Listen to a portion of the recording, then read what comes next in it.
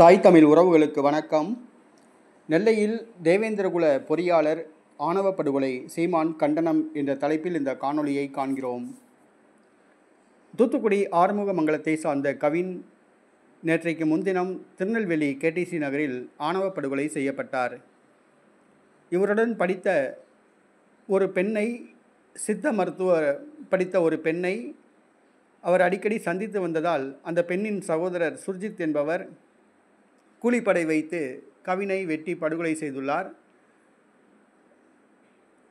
கவினை வெட்டி படுகொலை செய்த அந்த சுர்ஜித் அவருடைய தாயும் தகப்பனாரும் காவல்துறையில் பணியாற்றுகிறார்கள்.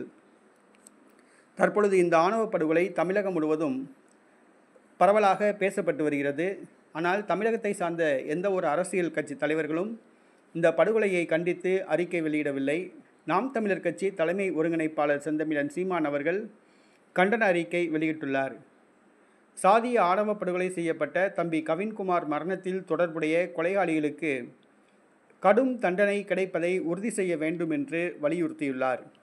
காவல்துறைக்கு எச்சரிக்கை விடுத்துள்ளார்.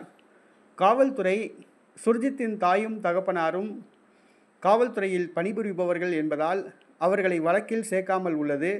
அவர்களை தப்புவிக்க ஏற்பாடு செய்கிறது. பின்பு மக்கள் போராட்டத்துக்கு பின்பு அந்த பெண்ணின் தாயும் தகப்பனாரும் இந்த வழக்கில் சேர்க்கப்பட்டுள்ளதாக கூறப்படுகிறது.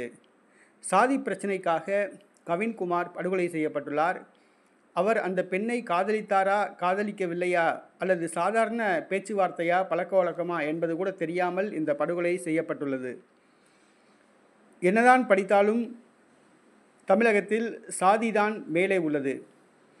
பேசிய காரணத்தினால், பழகிய காரணத்தினால் வெட்டி படுகொலை செய்யப்பட்டுள்ளார். திருமணம் கூட செய்யவில்லை. காதலிக்கிறாரா என்பது கூட உறுதி செய்யப்படவில்லை.